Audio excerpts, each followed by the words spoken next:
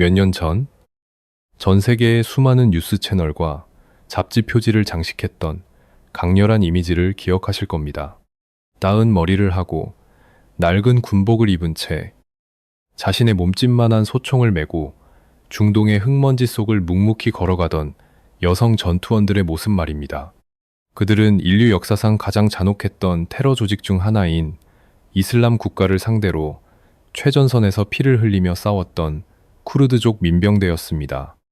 당시 서방의 언론들은 그들을 자유세계의 수호자, 극단주의의 억압에 맞서는 숭고한 영웅이라 부르며 찬사를 아끼지 않았습니다. 미국과 유럽의 유력 정치인들 역시 그들의 용맹함을 칭송하며 열렬한 기립 박수를 보냈죠. 하지만 테러리스트들의 거점이 무너지고 총성이 붓고 전 세계를 향해 비추던 카메라의 불빛이 꺼진 후 이 영웅들이 마주한 현실은 참혹하리만치 차가웠습니다. 그들은 세계를 구하는데 누구보다 앞장섰지만 정작 자신들과 가족을 지켜줄 조국은 단 한 뼘도 갖지 못했습니다. 여러분, 전 세계에 흩어져 사는 쿠르드족의 인구가 정확히 얼마나 되는지 아십니까? 무려 4천만 명에 달합니다. 이는 거대한 영토를 가진 선진국들의 전체 인구보다도 많고 한 국가를 이루기에 차고 넘치는 엄청난 숫자입니다. 4천만 명이라는 사람들이 수천 년 동안 하나의 언어를 공유하고 같은 문화를 누리며 확고한 민족적 정체성을 지니고 살아갑니다. 그들만의 고유한 음악이 있고 전통이 있으며 누구보다 강인한 생명력을 지니고 중동의 험준한 산악지대를 지켜왔습니다. 그러나 세계 지도 그 어디를 찾아보아도 아무리 정밀한 지도를 확대해 보아도 쿠르디스탄이라는 이름의 국가는 존재하지 않습니다. 이 거대한 민족은 튀르키예, 이란, 이라크, 시리아라는 4개의 서로 다른 국가의 국경선에 의해 갈기갈기 찢겨 있습니다. 수천 년 동안 조상 대대로 살아온 자신들의 고향 땅에 발을 딛고 있으면서도 그들은 그 어느 곳에서도 온전한 주인이 되지 못합니다. 조국이 없다는 것은 단순히 지도 위에 이름이 없다는 의미가 아닙니다. 그것은 자신을 온전히 증명할 여건 하나 없다는 것이고 부당한 폭력을 당했을 때 지켜줄 헌법이나 국가기관이 없다는 뜻이며 언제든 권력자들의 정치적 계산에 의해 지워질 수 있는 위태로운 삶을 살아야 한다는 것을 의미합니다. 실제로 튀르키예에서는 오랜 시간 동안 자신들의 모국어를 쓰는 것조차 철저하게 법으로 금지당했고 이란에서는 가혹한 정치적 탄압과 처형의 대상이 되었으며 이라크와 시리아에서는 독재 정권이 무자비하게 살포한 화학무기와 끊임없는 내전에 가장 처참한 희생양이 되어야만 했습니다. 그들은 4천만 명이나 되는 거대한 민족이지만 냉혹한 국제사회의 외교 무대에서는 그저 서류상에 존재하지 않는 언제든 무시해도 좋은 유령 같은 존재들에 불과합니다. 바로 이 지점에서 우리는 아주 불편하고도 잔인한 진실 하나와 마주하게 됩니다. 서방 세계와 강대국들은 쿠르드족이 자신들을 대신해 진흙탕 속에서 피를 흘리며 싸우는 모습은 아주 열광적으로 소비했습니다. 그러나 정작 그들이 목숨 걸고 쟁취한 그 자유를 스스로 누리려 할 때, 다시 말해 자신들만의 주권 국가를 세우고 완전한 독립을 선언하려 할 때는 일제히 고개를 돌리거나 오히려 그들을 짓밟는 주변 국가들의 폭력에 암묵적으로 동조했습니다. 세계는 쿠르드족이 최전선의 훌륭한 총알바지가 되어주는 것은 간절히 원했지만 그들이 진정으로 자유롭고 독립적인 국가를 갖는 것은 결코 원하지 않았던 것입니다. 어떻게 이런 끔찍한 모순이 가능할까요? 전 세계의 찬사를 받으며 영웅으로 칭송받던 이들이 왜 하루아침에 위험한 반군으로 낙인 찍히고 강대국들의 거대한 체스판 위에서 필요할 때 쓰다 버려지는 일회용 체스 말처럼 취급받아야만 했을까요? 우리는 흔히 쿠르드족의 비극을 이야기할 때 그저 역사의 무자비함이나 강대국들의 추악한 이기심을 탓하곤 합니다. 물론 그것도 부정할 수 없는 사실입니다. 강대국들은 언제나 자신들의 이익만을 쫓아왔으니까요. 하지만 냉혹한 국제정치와 지정학의 세계에서 역사는 결코 맹목적으로 움직이지 않습니다. 그들의 땅이 그토록 철저하게 찢겨진 것은 그저 100년 전의 외교관들이 우연히 국경선을 잘못 그었기 때문이 아닙니다. 이 4천만 명의 사람들을 영원한 무국적자로 만들어버린 데에는, 그리고 주변의 4개 국가가 국제사회의 비난을 감수하면서까지 어떤 대가를 치르더라도 이들을 영원히 자신들의 철권 통치 아래 가두어 두려는 데에는 아주 현실적이고 소름 끼치도록 물질적인 이유가 숨겨져 있습니다. 사람들은 흔히 비극의 원인을 종교나 이념에서 찾으려 하지만 진정한 권력의 지도는 언제나 눈에 보이지 않는 다른 것을 따라 그려집니다. 이제 우리는 감상적인 연민을 거두고 세계 지도 이면에 감춰진 차가운 진실의 문을 열어야 합니다. 흔히 중동 지역을 떠올리면 끝없이 펼쳐진 메마른 모래사막을 상상하기 쉽습니다. 하지만 쿠르드족이 수천 년 동안 살아온 땅, 이른바 쿠르디스탄의 지형은 그와는 완전히 다릅니다. 하늘을 찌를 듯 솟아오른 험준한 산맥과 깊은 계곡들이 끝없이 이어지는 곳이죠. 겉보기에는 그저 거칠고 척박한 바위산들의 연속처럼 보일지도 모릅니다. 하지만 이 험준한 산맥 아래에는 주변 국가들이 절대로 포기할 수 없는, 아니 포기하는 순간 국가의 존립 자체가 흔들리게 되는 엄청난 보물들이 숨겨져 있습니다. 그 첫 번째 보물은 바로 검은 황금, 석유입니다. 이라크 북부의 쿠르드 자치지역, 특히 키르쿠크라는 도시 주변을 살펴볼까요? 이 지역은 단순한 도시가 아니라 거대한 석유의 바다 위에 떠 있는 땅입니다. 이라크 전체 석유 매장량의 상당 부분을 차지하는 이 핵심 지역을 쿠르드족이 통제하고 있습니다. 시리아의 상황도 크게 다르지 않습니다. 시리아 전체 면적의 상당 부분을 차지하는 북동부 쿠르드 통제 지역에는 시리아 최대의 유전지대와 함께 국가 식량의 대부분을 생산하는 핵심 곡창지대가 자리 잡고 있습니다. 만약 이라크와 시리아가 쿠르드족의 완전한 독립을 허용한다면 그것은 단순히 영토의 일부를 내어주는 수준이 아닙니다. 국가 경제를 굴러가게 하는 심장과 혈관을 통째로 뜯어내어 주는 것과 다름없습니다. 그렇다면 상대적으로 석유가 많지 않은 튀르키예는 왜 그토록 쿠르드족을 억압하는 것일까요? 그 해답은 석유보다 훨씬 더 근본적이고 치명적인 자원, 바로 물에 있습니다. 중동에서 물은 곧 생명이며 권력 그 자체입니다. 역사상 수많은 제국을 탄생시켰던 유프라테스 강과 티그리스 강, 이 두 거대한 강줄기의 발원지가 바로 튀르키예, 남동부의 쿠르드족 거주 지역에 위치해 있습니다. 튀르키예 정부는 이 지역에 거대한 댐들을 건설하여 강의 흐름을 철저하게 통제하고 있습니다. 이는 튀르키예가 물줄기를 이용해 하류에 있는 이라크와 시리아의 목줄을 쥐고 흔들 수 있는 강력한 지정학적 무기를 가졌다는 뜻입니다. 만약 튀르키예 안에서 쿠르드족이 독립국가를 세우게 된다면 튀르키예는 중동 전체를 통제할 수 있는 가장 강력한 수자원 통제권을 영원히 상실하게 됩니다. 이란의 상황 역시 복잡하게 얽혀 있습니다. 이란 서부의 험준한 자그로스 산맥을 따라 형성된 쿠르드 지역은 외세의 침략으로부터 이란의 심장부를 방어하는 천연 요새이자 군사적 방어선입니다. 게다가 이 지역 역시 무시할 수 없는 광물과 에너지 자원을 품고 있습니다. 이 방어선이 무너지고 독립적인 세력이 자리 잡게 되면 이란의 국가 안보는 치명적인 타격을 입게 됩니다. 결국 튀르키예, 이란, 이라크, 시리아라는 네 국가에게 쿠르드족의 독립은 단순한 인권이나 민족 자결주의의 문제가 아닙니다. 그것은 자신들의 국부와 생명줄을 고스란히 내어놓아야 하는 국가의 명운이 걸린 차가운 생존 게임인 것입니다. 우리는 흔히 큰 착각을 하곤 합니다. 쿠르드족이 그저 자신들이 살아갈 척박한 산비탈 한 구석을 떼어달라고 소박하게 요구하는 줄 아는 것이죠. 하지만 지정학의 현실은 정반대입니다. 쿠르드족이 독립을 요구하는 순간 그들은 내 개국가의 경제적 심장과 혈관을 동시에 끊어버리겠다고 선언하는 것과 같습니다. 그들이 소유한 땅이 너무나도 풍요롭고 그들의 지정학적 위치가 너무나도 핵심적이기 때문에 주변국들은 수단과 방법을 가리지 않고 이들의 독립을 저지해야만 하는 치명적인 딜레마에 빠져 있는 것입니다. 축복받은 땅이 오히려 가장 끔찍한 저주로 돌변해버린 역설. 이것이 바로 쿠르드족이 마주한 비극의 진짜 핵심입니다.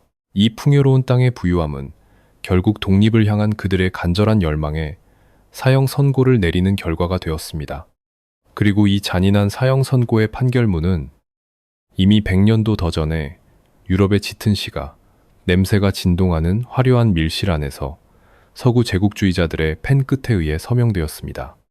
제1차 세계대전의 포연이 거치고 수백 년 동안 중동의 넓은 땅을 호령했던 거대한 오스만 제국이 마침내 처참하게 무너져 내렸습니다. 제국의 붕괴는 억눌려 있던 수많은 민족들에게는 새로운 시대가 열린다는 희망의 신호탄과도 같았습니다. 당시 중동 지역의 패권을 쥐고 흔들던 영국의 외교관들과 프랑스의 장군들은 지도를 펼쳐놓고 새로운 질서를 구상하기 시작했습니다. 그들은 처음에는 쿠르드족에게도 달콤한 약속을 건넸습니다. 1920년 승전국들과 패전국 오스만 제국 사이에 체결된 세브르 조약에는 쿠르드족을 위한 자치구역을 설정하고 궁극적으로는 완전한 독립국가인 쿠르디스탄의 건국을 보장한다는 내용이 명확하게 포함되어 있었습니다. 수천 년 동안 산악지대를 떠돌며 살아왔던 4천만 민족의 오랜 염원이 마침내 국제사회의 공인을 받아 현실로 이루어지는 듯한 감격스러운 순간이었습니다. 하지만 이 장밋빛 약속이 무참히 짓밟히고 철저한 배신으로 돌아오는 데에는 불과 3년이라는 시간조차 길었습니다. 패전국이었던 튀르키예에서 무스타파 케말 아타튀르크가 이끄는 강력한 민족주의 저항운동이 일어났고 서구 열강들은 예상치 못한 강력한 반발에 부딪히게 됩니다. 영국과 프랑스의 정치인들은 곧바로 복잡한 계산기를 두드리기 시작했습니다. 그들의 진짜 관심사는 척박한 산속에 사는 쿠르드족의 인권이나 독립 따위가 아니었습니다.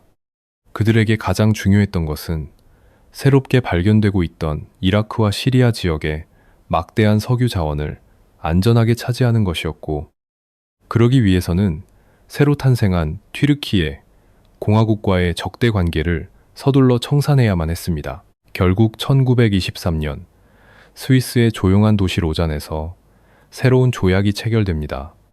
로잔 조약이라고 불리는 이 문서에서 서구 제국주의자들은 튀르키예의 심기를 거스르지 않기 위해 과거 자신들이 서명했던 세브르 조약을 휴지 조각처럼 폐기해버렸습니다. 이 새로운 조약문 그 어디에도 쿠르디스탄이라는 단어는 단 한 글자도 존재하지 않았습니다. 대신 그들의 땅은 영국과 프랑스의 이권에 따라 그리고 튀르키예의 영토 주장에 따라 마치 생일 케이크를 자르듯 무자비하게 네 조각으로 나뉘어 이라크, 시리아, 튀르키예, 이란이라는 국가들의 영토로 강제 편입되고 말았습니다. 우리가 오늘날 뉴스에서 매일같이 보고 있는 현대 중동의 국경선은 수천 년의 역사나 자연스러운 민족의 분포 혹은 지형적 특성에 따라 합리적으로 형성된 것이 결코 아닙니다. 그것은 런던과 파리의 화려한 집무실에 앉아있던 제국주의자들이 석유 매장지와 자신들의 정치적 영향력을 나누기 위해 지도 위에 자를 대고 연필로 쓱쓱 그어버린 지극히 폭력적이고 자의적인 선들에 불과합니다. 4천만 명의 쿠르드족이 하루아침에 4개의 국가로 뿔뿔이 흩어진 천덕꾸러기 소수민족으로 전락한 것은 그들이 무능하거나 투쟁하지 않아서가 아닙니다. 단지 그들이 수천 년 동안 살아온 땅이 강대국들의 펜끝이 엇갈리는 바로 그 잔인한 교차점에 위치해 있었기 때문입니다. 종이 위에서 단 한 번의 펜놀림으로 이루어진 이 차가운 학살은 쿠르드족의 운명을 영원히 바꿔놓았습니다. 로잔 조약에서의 뼈아픈 배신을 온몸으로 겪으며 쿠르드족은 국제법의 정의나 서방 강대국들의 알량한 선의 따위는 결코 자신들을 구원해 줄 수 없다는 잔혹한 진실을 뼛속 깊이 깨닫게 됩니다. 누군가 적어주는 종이 쪼가리로는 결코 조국을 세울 수 없다는 것을 뼈저리게 깨달은 그들은 결국 살기 위해, 그리고 독립하기 위해 직접 무기를 들기 시작했습니다.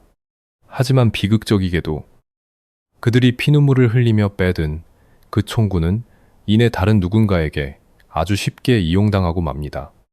시간이 흘러 2014년, 중동 전역을 공포로 몰아넣은 끔찍한 악몽이 시작됩니다. 이슬람 국가, 즉 테러 조직 아이시스가 거침없이 세력을 확장하며 시리아와 이라크의 방대한 영토를 순식간에 집어삼키기 시작한 것입니다. 최신 무기로 중무장한 이라크와 시리아의 정규군조차 겁에 질려 군복과 무기를 내팽개치고 달아나는 믿기 힘든 광경이 연출되었습니다. 역사적인 도시들이 파괴되고 잔혹한 학살이 일상처럼 벌어지면서 전 세계는 경악을 금치 못했습니다. 서방 세계, 특히 미국의 펜타곤은 발등에 불이 떨어졌습니다. 이 끔찍한 테러 집단을 반드시 괴멸시켜야 한다는 데에는 전 세계가 동의했지만 누구도 감히 먼저 나서려 하지 않았습니다. 이라크 전쟁과 아프가니스탄의 기나긴 늪에서 이미 너무나 많은 피를 흘리고 막대한 돈을 쏟아부었던 미국 정부로서는 또다시 자국의 젊은 청년들을 중동의 불구덩이 속으로 밀어 넣을 정치적 용기가 없었습니다.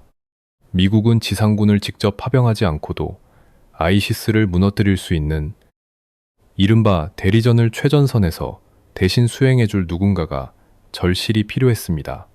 바로 그때 워싱턴 전략가들의 시야에 들어온 이들이 있었습니다. 아이시스의 무자비한 진격에 맞서 도망치지 않고 자신의 고향을 지키기 위해 결사항전하고 있던 쿠르드족 민병대였습니다.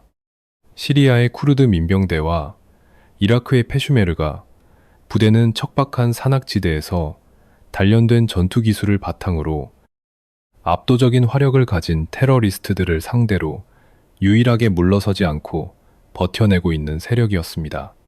그들은 누구보다 용맹했고 복잡한 지형을 완벽하게 파악하고 있었으며 무엇보다 생존을 향한 깊은 절박함을 안고 있었습니다.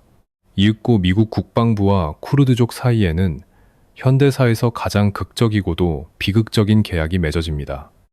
서방 세계가 첨단 무기와 막대한 자금, 그리고 하늘을 뒤덮는 압도적인 공습을 지원하면 지상에서는 쿠르드족 전사들이 총을 들고 직접 돌격하여 아이시스와 피 흘려 싸운다는 암묵적인 거래였습니다.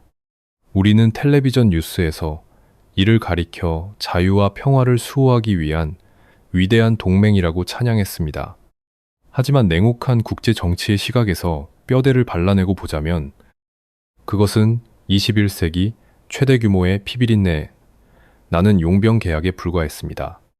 미국은 자국 군대의 목숨 대신 막대한 달러와 미사일을 지불했고 쿠르드족은 낯선 강대국의 무기를 쥐고 자신들의 피와 살을 갈아 넣어 최전선의 방패막이가 되어 주었습니다. 전례 없는 서방의 전폭적인 지원을 등에 업고 수많은 쿠르드족 청년들이 전장으로 뛰어들었습니다. 그들이 이토록 처절하게 목숨을 걸고 싸웠던 이유는 단순히 테러리스트들에 대한 증오 때문만은 아니었습니다. 그들의 가슴 속에는 수백 년 동안 억눌려 왔던 훨씬 더 뜨겁고 절실한 열망이 불타고 있었습니다.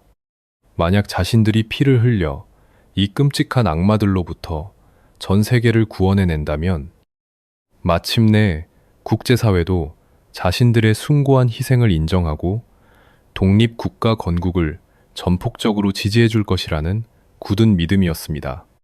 그들은 서방 세계를 위한 영웅이 되면 그 핏값으로 진정한 자유와 주권을 얻을 수 있을 것이라 순진하리만치 굳게 믿었습니다. 폐허가 된 도시의 건물 잔해와 메마른 사막의 모래 위로 쿠르드족 전사들의 붉은 피가 헤아릴 수 없이 스며들었습니다. 그리고 기나긴 사투 끝에 마침내 승리의 여신은 그들을 향해 미소 짓는 듯 했습니다. 테러리스트들의 끔찍한 검은 깃발이 꺾이고 물러난 자리에 쿠르드족의 깃발이 자랑스럽게 휘날리기 시작했죠. 쿠르드족 전사들은 악마로부터 세계를 구한 대가로 조국을 얻게 될 것이라 믿어 의심치 않았습니다. 하지만 그들은 워싱턴의 정치인들이 얼마나 차갑고 비정한 계산을 하는지, 권력의 속성이 얼마나 피도 눈물도 없는지를 너무나도 과소평가하고 있었습니다. 기나긴 피의 사투 끝에 아이시스라는 거대한 악몽이 마침내 무너져 내렸습니다. 이 잔혹한 전쟁이 남긴 잿더미 위에서 쿠르드족은 더 이상 과거에 그 핍박받던 힘없는 소수민족이 아니었습니다. 전쟁의 끔찍한 시련과 승리는 그들에게 엄청난 전리품과 권력을 안겨주었습니다. 시리아에서 그들은 서방 세계가 아낌없이 제공한 최신 무기로 무장한 정규군 수준의 정예 병력을 보유하게 되었습니다. 그들이 통제하는 영토는 시리아 전체 면적의 거의 3분의 1에 달했고, 여기에는 시리아 최대의 유전지대와 국가 전체를 먹여 살리는 핵심 곡창지대가 고스란히 포함되어 있었습니다. 이라크의 상황은 한층 더 극적이었습니다. 이라크 정부군이 테러리스트들의 진격에 혼비백산하여 도망쳤을 때 쿠르드 페슈메르가 부대는 그 빈자리를 꿰차며 이라크 북부의 막대한 석유 매장지인 키르쿠크를 완전히 장악했습니다. 이제 쿠르드족은 실질적인 영토, 막대한 에너지 자원, 그리고 실전 경험이 풍부한 강력한 군대까지 모두 갖춘, 사실상 이름만 없는 거대한 독립국가로 우뚝 선 것입니다. 이 시기 쿠르드족 사회 내부에는 그 어느 때보다 뜨거운 자신감과 희망의 물결이 넘쳐 흘렀습니다. 그들은 자신들이 무너져가던 중동의 질서를 지켜내고 세계의 평화를 수호했다는 강렬한 자부심을 가졌습니다. 무엇보다 서방 세계의 지도자들과 유력 정치인들이 끊임없이 보내온 찬사와 연대의 메시지를 굳게 믿었습니다. 스스로의 피와 땀으로 영토를 지켜내고 일구어낸 이 거대한 군사적, 영토적 성취는 수백 년 동안 이어진 억압의 사슬을 마침내 끊어낼 수 있다는 벅찬 확신으로 이어졌습니다. 이제 남은 것은 국제사회가 그들의 존재를 공식적으로 인정하고 세계 지도 위에 쿠르디스탄이라는 이름을 선명하게 새겨넣는 일뿐이라고 생각했습니다. 하지만 바로 이 지점에서 지정학의 가장 잔인하고도 소름 끼치는 역설이 잔혹하게 작동하기 시작합니다. 국제 정치의 냉혹한 무대 위에서는 아주 슬픈 법칙이 존재합니다. 스스로를 방어할 힘이 없이 약할 때는 동정의 대상이 되어 무자비하게 짓밟히지만, 스스로의 힘으로 굳건히 일어서서 강력해지는 순간 모든 이들에게 가장 두려운 안보 위협으로 돌변하게 된다는 사실입니다. 주변국들의 눈에 비친 쿠르드족은 더 이상 핍박받는 불쌍한 소수민족이나 테러리스트와 싸우는 낭만적인 영웅이 아니었습니다. 튀르키예, 이란, 시리아, 그리고 이라크 중앙정부의 관점에서 볼 때 서방의 첨단 무기로 중무장하고 실전 경험까지 축적한 데다 막대한 석유 잔자원까지 손에 쥔 채 자치권을 행사하는 4천만 명의 거대한 무장 세력은 그 어떤 극단주의 테러, 조직보다도 훨씬 더 끔찍하고 실질적인 지정학적 악몽이었습니다. 그들이 군사적으로 강해지면 강해질수록, 그들이 서방 언론의 화려한 찬사를 받으면 받을수록 역설적으로 주변 4개 국가의 권력자들은 뼛속 깊은 공포와 분노에 휩싸였습니다. 쿠르드족의 독립이 현실화되는 순간 자신들의 영토가 영구적으로 분할되고 경제적 생명줄인 석유와 수자원을 영영 빼앗길 것이 불보듯 뻔했기 때문입니다. 이 짙은 불안감은 과거에는 서로 으르렁거리며 적대하던 중동의 경쟁 국가들조차 오직 쿠르드족의 독립을 막겠다는 단 하나의 목표 아래 은밀하게 결속하게 만드는 기묘한 현상마저 만들어냈습니다. 그러나 전장에서 거둔 찬란한 승리에 도취되어 있던, 그리고 강대국들의 달콤한 칭찬과 맹세에 눈이 멀어 있던 쿠르드족 지도부와 민중들은 자신들을 둘러싸고 서서히 조여오는 이 차가운 살기를 제대로 읽어내지 못했습니다. 그들은 지금이야말로 역사가 자신들에게 부여한 단 한 번의 완벽한 기회라고 굳게 믿었습니다. 세계가 자신들이 흘린 피에 대한 빚을 갚을 시간이 마침내 도래했다고 생각한 것입니다. 자신들이 쥐고 있는 힘과 서방의 암묵적 지지를 절대적으로 확신했던 이라크의 쿠르드 자치정부는 마침내 돌아올 수 없는 강을 건너기로 결심합니다. 역사의 수레바퀴가 완벽하게 자신들의 편으로 돌아섰다고 굳게 믿은 그들은 4천만 민족의 명운을 걸고 역사상 가장 거대하고 위험한 도박판을 벌이기로 합니다. 바로 2017년 완전한 독립국가를 쟁취하기 위한 역사적인 찬반 투표를 강행하기로 선언한 것입니다. 2017년 9월 이라크 북부의 쿠르드 자치 지역은 그야말로 거대한 환희와 축제의 장이었습니다.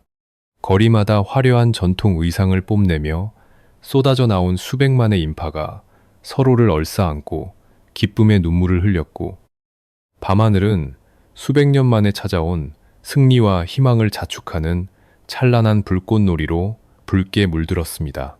극단주의 테러리스트들과의 기나긴 피해 전쟁에서 최전선을 지켜내며 승리를 견인했던 쿠르드 민중들은 이제 그들이 흘린 숭고한 피해 대가로 자신들의 손으로 직접 독립국가를 세울 수 있다는 벅찬 감격에 사로잡혀 있었습니다.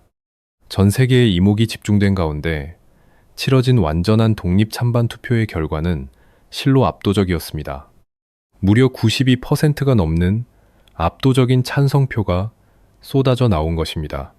이것은 서방 세계가 그토록 신성하게 여기고 입버릇처럼 세계 곳곳에 설파해온 가장 완벽하고 순수한 형태의 민주주의적 의사표현이자 교과서에나 나올 법한 민족 자결주의의 숭고한 실현 그 자체였습니다.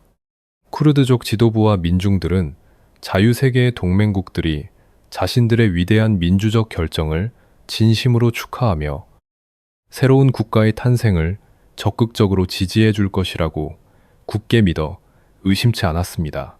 그러나 투표함이 열리고 축제의 폭죽이 채 꺼지기도 전에 바다 건너 워싱턴과 런던, 그리고 파리에서 날아온 메시지는 따뜻한 축전이 아니라 차갑게 얼어붙은 최후 통첩에 가까웠습니다. 불과 몇 달 전까지만 해도 쿠르드족 전사들을 향해 기립 박수를 보내며 세계의 영웅이라 치켜세웠던 서방의 지도자들은 일제히 싸늘하게 표정을 굳히며 이번 투표 결과를 절대 인정할 수 없다고 단호하게 선언했습니다. 오히려 그들은 이 독립투표가 간신히 안정을 찾아가는 중동의 안보 질서를 심각하게 해치는 대단히 무책임하고 위험한 도발이라며 어제까지의 혈맹이었던 쿠르드족을 거세게 비난하고 나섰습니다. 민주주의와 인권을 위해 최전선에서 목숨을 바쳐 싸운 대가가 바로 그 민주주의의 심장부를 자처하는 강대국들의 냉혹한 외면과 철저한 배신으로 돌아온 것입니다. 도대체 왜 미국과 서방 세계는 이토록 비정하게 돌변한 것일까요? 그 해답은 다시 한번 도덕이나 인권 따위는 철저히 배제된 채 잔인하리만치 계산적으로 돌아가는 지지이개성정학의 논리 속에 숨어 있습니다. 미국은 자신들이 막대한 자금과 피를 흘려 간신히 세워놓은 이라크라는 국가가 쿠르드족의 독립으로 인해 영토가 산산조각 나는 것을 원치 않았습니다. 만약 막대한 석유가 매장된 쿠르드 지역이 이라크에서 완전히 떨어져 나간다면 경제적 기반을 잃어버린 남은 이라크 영토는 앙숙인 이란의 막강한 정치적 영향력 아래로 완전히 흡수될 것이 불보듯 뻔했기 때문입니다. 게다가 흑해의 관문을 쥐고 있는 핵심 동맹국이자 나토의 핵심 회원국인 튀르키예에 걷잡을 수 없는 분노를 사는 것은 미국 국방부 전략가들로서도 도저히 감당하기 힘든 끔찍한 지정학적 재앙이었습니다. 결국 서방 세계가 끊임없이 부르짖는 민족의 자결권이나 숭고한 민주주의적 가치라는 것은 그들의 거대한 지정학적 이익과 충돌하지 않을 때만 유효하게 작동하는 화려하고 위선적인 포장지에 불과했습니다. 강대국들의 차가운 시선 속에서 쿠르드족은 험준한 산악지대에서 적들의 총알을 대신 맞아주는 값싸고 훌륭한 대리전의 도구였을 뿐 결코 동등한 권리를 누리며 국제 정치라는 체스판 위에 함께 앉을 수 있는 주권 국가로 인정받을 수 없는 소모품에 불과했던 것입니다. 자신들을 지켜주던 서방의 정치적 우산이 순식간에 걷히고 철저한 고립 속에 빠지는 순간 주변의 적들은 기다렸다는 듯이 날카로운 발톱을 드러냈습니다. 독립투표 강행이라는 완벽한 명분을 얻은 이라크 중앙정부는 영토를 수복한다는 이름 아래 쿠르드족을 맹렬하게 짓밟기 위해 정규군을 출동시켰습니다. 워싱턴의 보호막이 걷히자마자 쿠르드족은 곧바로 끔찍한 보복의 칼날을 마주해야만 했습니다. 과거 미국이 이라크 정부군을 재건하기 위해 지원했던 그 육중한 미제 탱크들이 이제는 포신을 돌려 정확히 쿠르드족 전사들을 향해 불을 뿜기 시작한 것입니다. 서방의 무기 아래 이라크 정부군이 미국산 탱크를 몰고 밀고 들어오는 끔찍한 광경은 사실 쿠르드족이 마주한 거대한 절망의 서막에 불과했습니다. 이 비극적인 무대의 북쪽과 동쪽에는 훨씬 더 거대하고 자비 없는 포식자들이 붉은 눈을 번뜩이며 숨을 죽이고 있었습니다. 바로 튀르키예와 이란입니다. 이 두 강대국이 쿠르드족의 독립 움직임에 그토록 신경질적이고 폭력적으로 반응하는 이유는 단순한 이웃 국가의 간섭이 아닙니다. 그것은 자신들의 국가 체제 자체가 붕괴될지도 모른다는 뼛속 깊은 원초적 공포 때문입니다. 먼저 북쪽의 튀르키예를 살펴볼까요? 튀르키예 안에는 전 세계에서 가장 많은 무려 2천만 명에 달하는 쿠르드족이 살고 있습니다. 튀르키예, 정부에게 이라크나 시리아 북부에서 쿠르드 독립국가가 탄생한다는 것은 단순히 국경 너머에 새로운 나라가 생기는 것이 아닙니다. 그것은 튀르키예 영토 내에 살고 있는 2천만 명의 쿠르드족에게 거대한 분리독립의 불씨를 던지는 이른바 치명적인 도미노 현상의 시작을 의미합니다.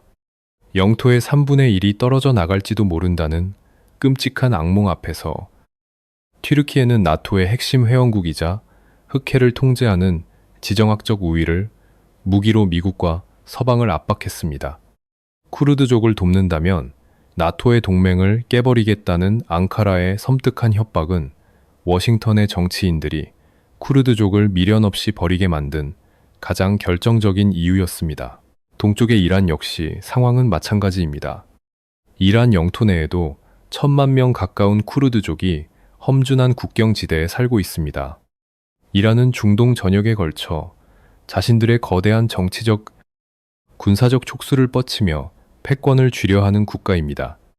그런 이란의 입장에서 볼 때 국경을 맞댄 곳에 서방이나 이스라엘과 우호적인 쿠르드 국가가 들어서는 것은 자신의 목에 날카로운 비수가 꽂히는 것과 다름없습니다. 이란의 최정예 부대인 혁명수비대는 자국 내 쿠르드족의 아주 미세한 저항, 움직임조차 잔혹한 유혈 진압으로 짓밟아버리며 심지어 국경을 넘어 이라크 지역에 있는 쿠르드 반군 지도자들을 암살하는 일도 서슴지 않습니다. 분리주의의 싹을 애초에 지식이겠다는 테헤란의 의지는 그 어떤 국제법보다도 잔인하고 집요합니다. 여기서 우리는 중동 지정학의 가장 기괴하고도 소름 끼치는 진실 하나를 마주하게 됩니다. 여러분도 아시다시피 튀르키예와 이란, 그리고 시리아는 중동의 패권을 놓고 수십 년 동안 치열하게 다투어온 앙숙들입니다. 종파가 다르고 지향하는 이념이 다르며 서로의 심장에 총을 겨누고 대리전을 펼치는 철천 지원수들이죠. 하지만 이들이 유일하게 완벽한 의견 일치를 보이며 보이지 않는 테이블 아래에서 굳게 악수를 나누는 순간이 있습니다. 바로 쿠르드족의 독립을 짓밟아야 할 때입니다. 서로를 죽이려 드는 적국들이 쿠르드족이 국가를 세우는 것을 막기 위해서라면 군사 정보를 공유하고 국경을 통제하며 암묵적으로 작전을 공조하는 기적 같은 연대를 보여주는 것입니다. 사방이 막힌 거대한 감옥, 숨 막히는 포위망 속에서 쿠르드족은 철저히 고립되었습니다. 강대국들의 거대한 체스판 위에서 그들은 사방의 적들에게 둘러싸인 채 서서히 말라 죽어가는 신세가 되었습니다. 그런데 이 숨막히는 비극을 더욱 참혹하게 만드는 것은 따로 있습니다. 쿠르드족의 꿈을 산산조각 낸 치명적인 총알은 놀랍게도 적들의 총구에서만 날아온 것이 아니었기 때문입니다. 이 4천만 민족을 영원한 유랑으로 이끈 가장 끔찍하고 치명적인 약점, 그것은 너무나도 얄쾅게도 바로 그들 자신들 내부에 깊숙이 도사리고 있었습니다. 우리는 흔히 어떤 민족의 비극을 이야기할 때 외부의 거대한 적이나 강대국들의 무자비한 횡포에 모든 비난의 화살을 돌리곤 합니다. 쿠르드족의 뼈아픈 역사 역시 서구 열강의 배신과 주변 4개 국가의 잔혹한 탄압이라는 외부적 요인으로 설명되는 것이 사실입니다. 하지만 이 거대한 지정학적 다큐멘터리의 이면을 조금 더 깊숙이 그리고 냉정하게 들여다보면 우리는 참으로 씁쓸하고도 뼈아픈 진실 하나와 마주하게 됩니다. 4천만 명이라는 거대한 인구가 한 세기가 넘도록 국가를 세우지 못한 결정적인 이유 중 하나는 잔인하게 들리겠지만 바로 그들 자신들 내부의 깊은 분열과 치명적인 암투 때문이었습니다. 외부에서 볼 때 쿠르드족은 독립이라는 하나의 거대한 꿈을 향해 똘똘 뭉친 단일한 민족처럼 보일지 모릅니다. 하지만 현실의 쿠르드 사회는 결코 하나로 단결된 단일 대오가 아닙니다. 이라크의 민주당과 애국동맹, 튀르키예의 노동자당, 시리아의 인민수비대 등 각 지역에 흩어진 수많은 정치 파벌과 무장단체들은 서로 완전히 다른 이념과 목표를 가지고 있습니다. 그들은 오랫동안 험준한 산악지대에서 고립되어 살아온 탓에 민족이라는 거대한 공동체 의식보다는 자신이 속한 부족이나 가문의 이익을 훨씬 더 중요하게 여기는 짙은 부족주의의 한계를 극복하지 못했습니다.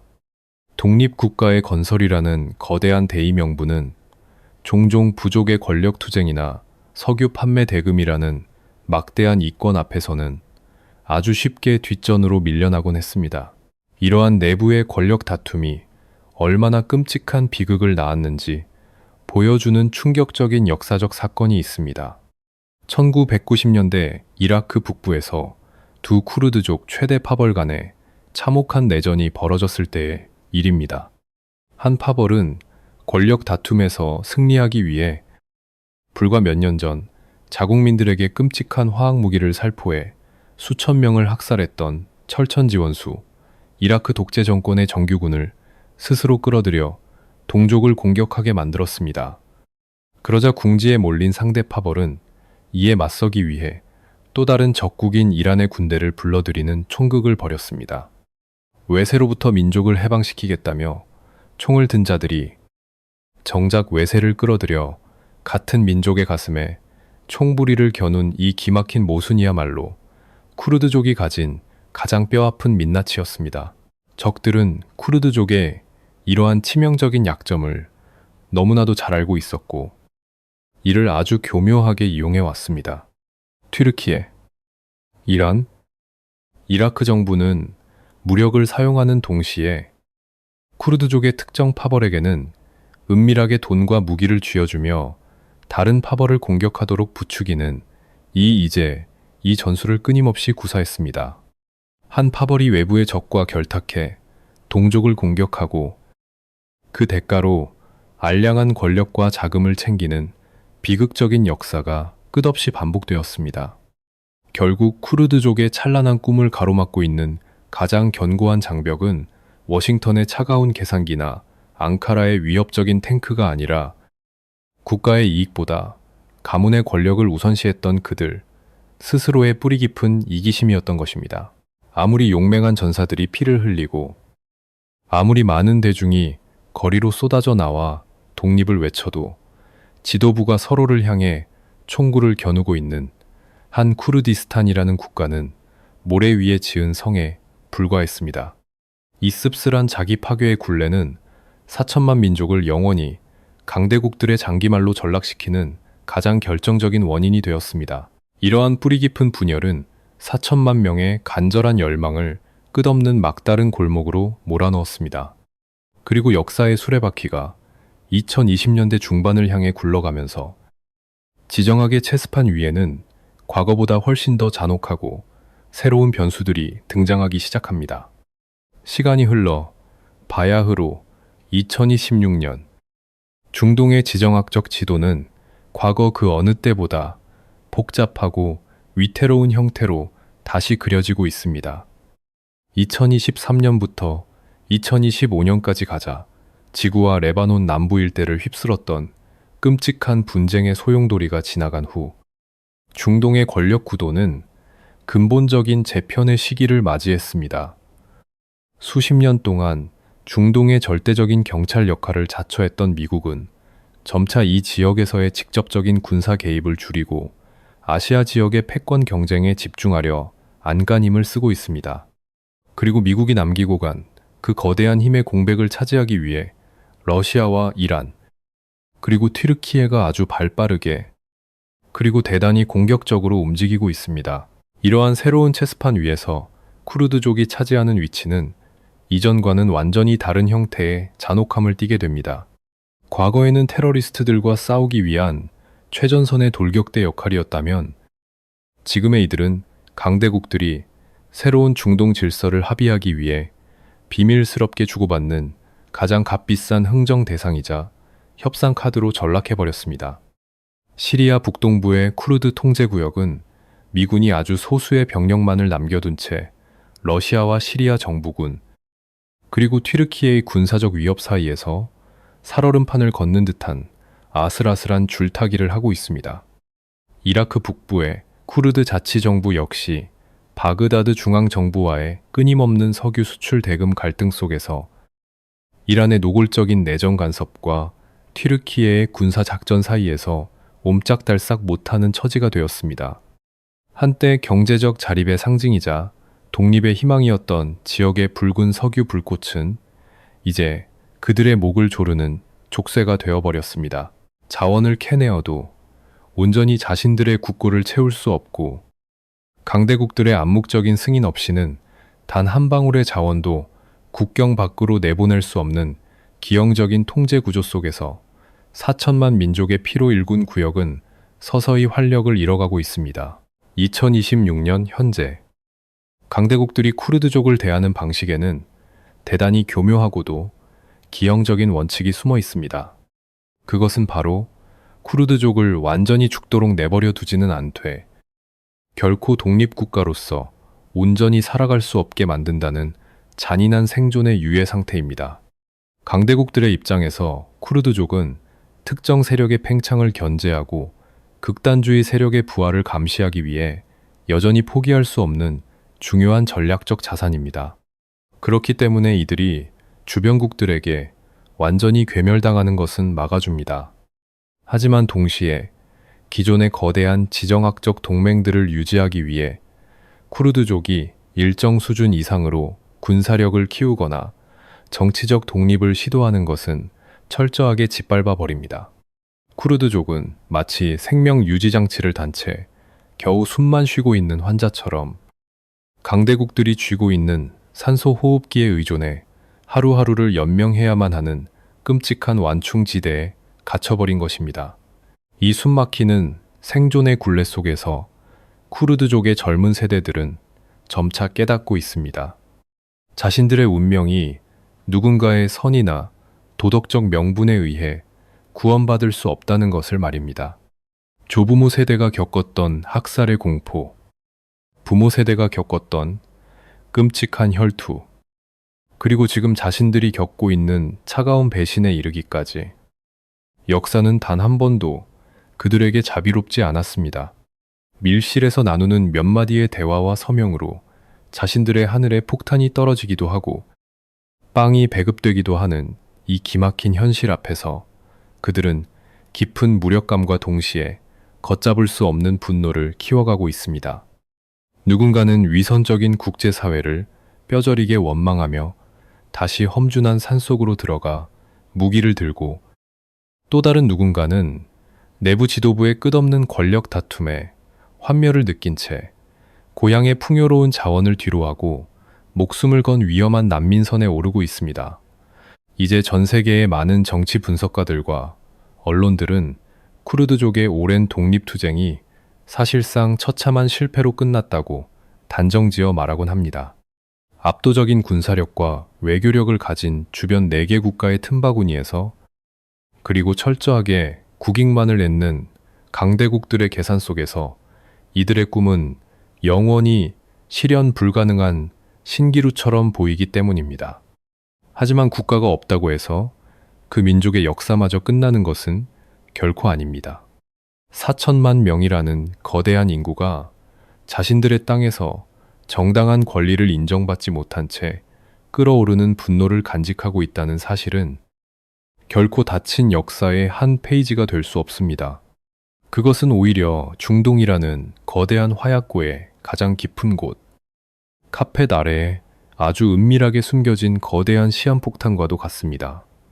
제1차 세계대전이 끝나고 서구 열강들의 무자비한 펜끝에 의해 그들의 고향 땅이 4조각으로 찢겨나간 지 어느덧 100년이 넘는 기나긴 세월이 흘렀습니다. 그 한 세기 동안 쿠르드족이 겪어야 했던 역사는 그야말로 핏빛으로 얼룩진 생존의 기록 그 자체였습니다. 화학무기의 독가스가 마을을 덮쳤고 형제들의 가슴에 총구를 겨누어야 하는 끔찍한 내전을 치렀으며 세상을 구원하고도 하루아침에 영웅에서 테러리스트로 전락하는 철저한 배신을 뼈저리게 겪어야만 했습니다. 하지만 이 모든 잔혹한 시련과 절망 속에서도 결코 지워지지 않은, 아니 오히려 더욱 선명하게 타오른 한 가지가 있습니다. 바로 4천만 명의 가슴 속에 깊이 각인된 그들의 언어와 문화, 그리고 쿠르드족이라는 강렬한 정체성입니다. 지도 위에 국경선을 그릴 수 없고 그들의 이름이 적힌 여권을 발급받을 수는 없었지만 할머니가 손자에게 들려주는 자장가 속에, 험준한 산맥을 울리는 구슬픈 전통 악기의 선율 속에, 그리고 외세의 탄압에 맞서 붉은 피를 흘리며 쓰러져간 수많은 전사들의 기억 속에 그들의 조국은 이미 너무나도 뚜렷하게 실제하고 있습니다. 제국주의자들과 강대국의 정치인들은 자신들이 화려한 회의실 테이블에 앉아 잉크로 쓱쓱 그어버린 지도 위의 선이 영원할 것이라고 오만하게 착각했습니다. 하지만 역사는 우리에게 아주 준엄하고도 명백한 진실을 가르쳐줍니다. 강대국들이 종이 위에 펜과 잉크로 그린 인위적인 국경선은 결국 언젠가는 비바람에 흐려지거나 힘에 의해 지워지기 마련이라는 사실을 말입니다.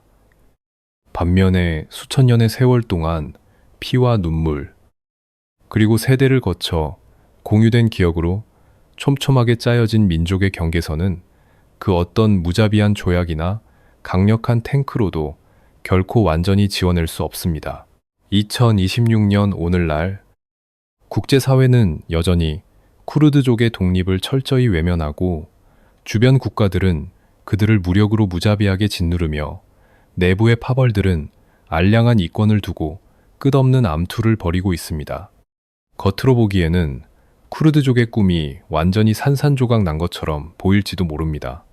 하지만 4천만 명이라는 거대한 인구가 자신들의 고향 땅에 발을 딛고 숨을 쉬며 부당한 탄압에 분노하고 있다는 사실은 중동이라는 거대한 지정학적 단층대 아래에 상상조차 할 수 없는 엄청난 에너지가 축적되고 있음을 의미합니다.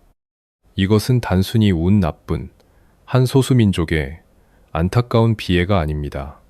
언제든 중동 전체의 질서를, 나아가 전 세계의 지정학적 지도를 송두리째 뒤흔들어 버릴 수 있는 가장 치명적이고 거대한 역사의 시한폭탄인 것입니다.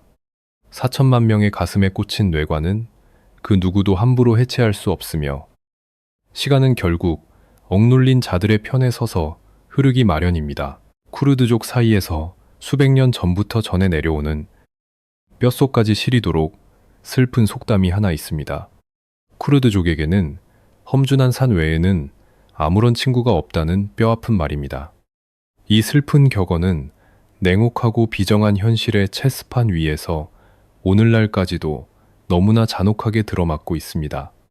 그들을 구원해줄 동맹은 세상 그 어디에도 없었고, 그들이 온전히 의지할 곳은 결국 언제나 척박하고 거친 산맥의 품뿐이었습니다. 하지만 우리는 지난 100년의 피비린내, 나는 역사 앞에서 조심스럽게 그리고 무거운 마음으로 아주 거대한 질문 하나를 던져보아야 합니다. 과연 언제까지 저 무뚝뚝한 산들만이 그들의 유일한 친구로 남아있을까요? 억눌렸던 4천만 명의 피눈물과 걷잡을 수 없는 분노가 마침내 임계점을 넘어 폭발하는 바로 그날. 수백 년 동안 그들을 묵묵히 품어주었던 저 거대한 산맥마저 스스로 무너져 내리며 전 세계의 지도를 영원히 바꿔버릴 거대한 지진을 일으키지는 않을까요? 그 잔혹하고도 압도적인 역사의 파도가 언제, 어떤 모습으로 중동의 모래사막을 덮쳐올지 우리는 그저 두려움과 경외심을 품은 채 숨죽여 지켜볼 수밖에 없을 것입니다.